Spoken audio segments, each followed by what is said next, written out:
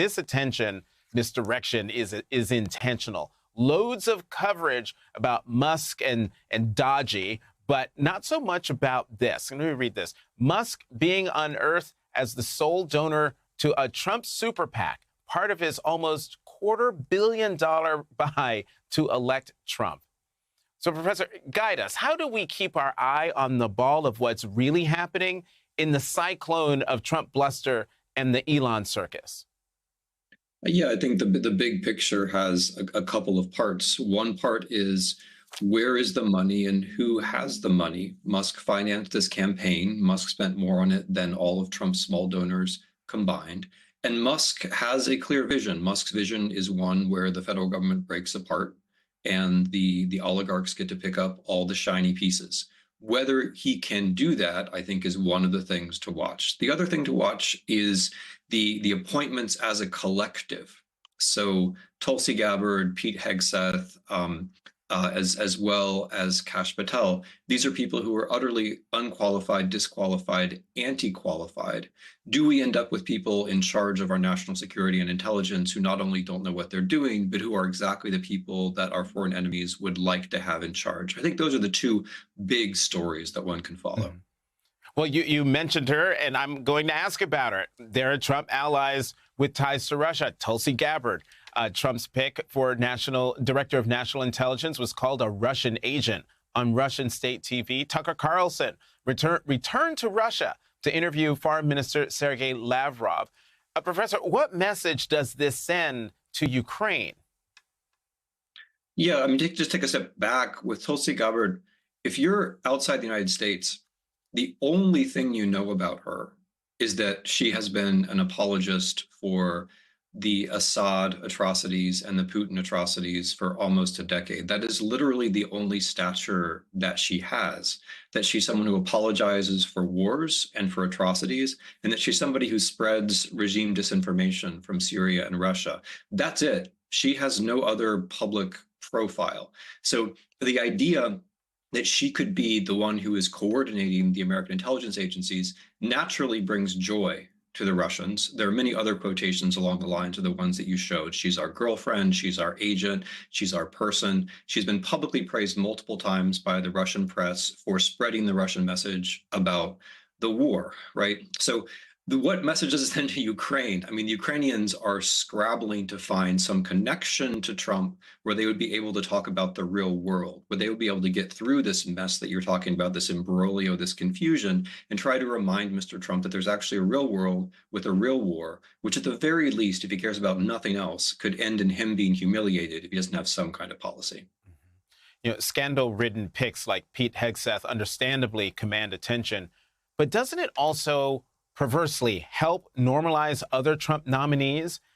To paraphrase the late, great Senator Daniel Patrick Moynihan, have we defined unfitness down? That is, I think that's a very astute observation, because it takes so much time to say what is wrong with Hegseth, right? So Hegseth, it's not just that he's a self-confessed drunk and accused of being a rapist. It's also that he has zero qualifications for the job, that in all of his books, all he has to say about national security has to do with the enemy within, that he calls for a holy war carried out by a purge military of Americans against Americans. That's a lot of stuff to keep track of. And the very fact that there are so many things wrong with somebody like him, or so many things wrong with somebody like Tulsi Gabbard, or so many things wrong with somebody like Kash Patel, who has zero qualifications, wants to use the FBI to attack other Americans. All of that means that conventional problems, like just not being able to do the job or maybe being corrupt, that kind of thing can just slide through. Professor, let's talk about the wild events this week in South Korea, where the president declared martial law after claiming the opposition-held National Assembly was working with North Korean enemies. There were massive protests and near unanimous opposition from both parties. And you write, but South Korean President Yoon failed, and very badly. His dictatorship for a day lasted only about 6 hours. What can Americans learn from his less-than-a-day dictatorship? What lessons can we learn? Yeah, I love that question, because we think we're all alone with these problems, but we're not. Other people have problems too. We have the problem that our president-elect has been talking for years about invoking the Insurrection Act, which is the closest thing we have in the United States to martial law. The Insurrection Act would theoretically allow the president to deploy the military for his own purposes, in principle to enforce the law, but is very vaguely worded. So our president has been talking about doing the thing which the South Korean president did. But when he does it, it's going to be similar. It's going to be a very flimsy pretext. It's going to be illegal. And we can do what the South Koreans did. We can say, wait a minute, this is a joke.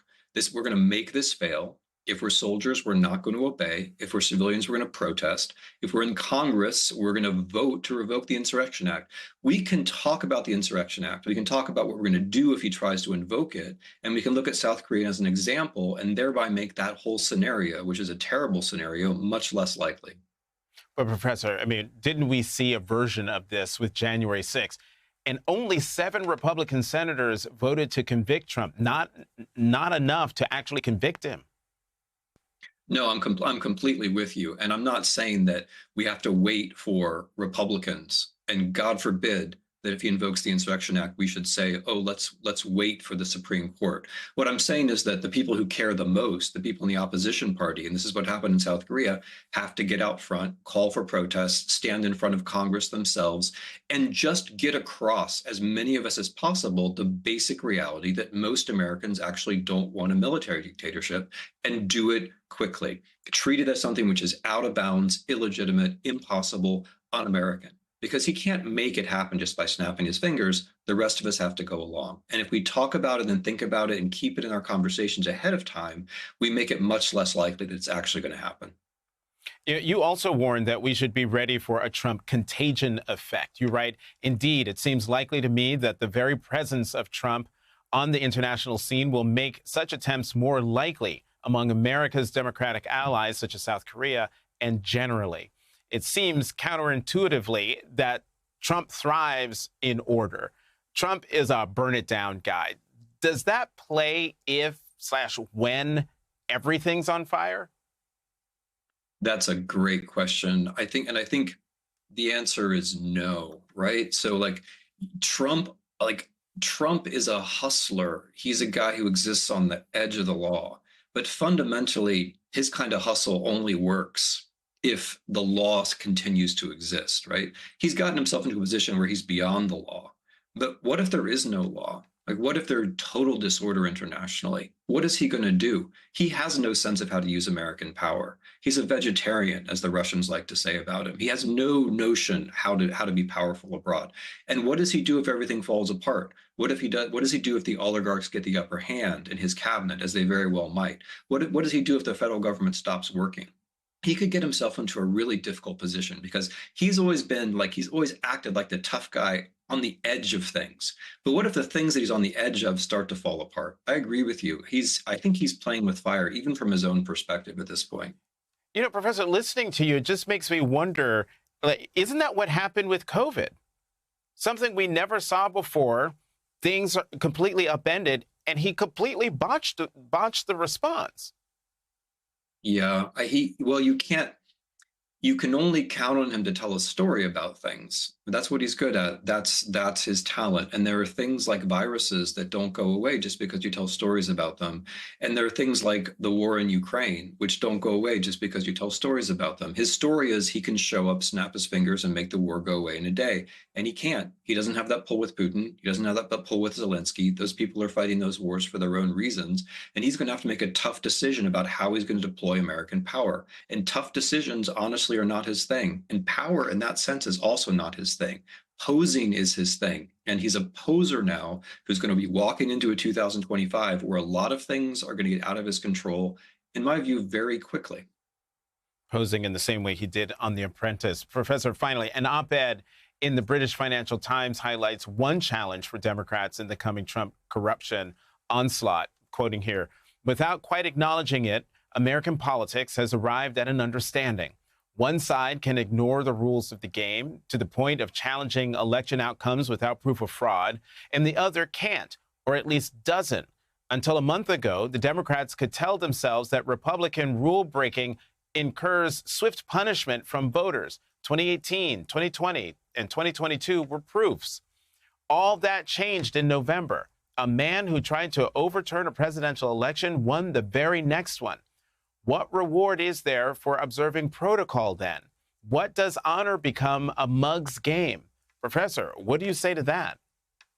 Yeah, that's a penetrating argument. But what I would say to it would be what I would make is a different critique of the American left. I would say that our problem was that we didn't enforce the rules ourselves. We passed the buck, so he's impeached, therefore has to be prosecuted. He can't be prosecuted because later he's going to be impeached.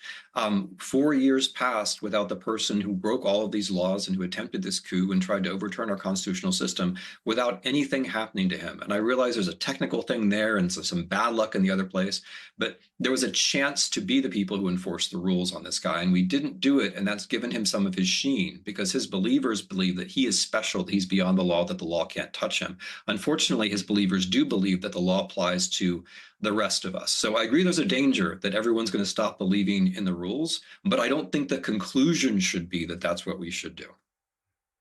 Professor Timothy Snyder, thank you very much for coming to The Last Word.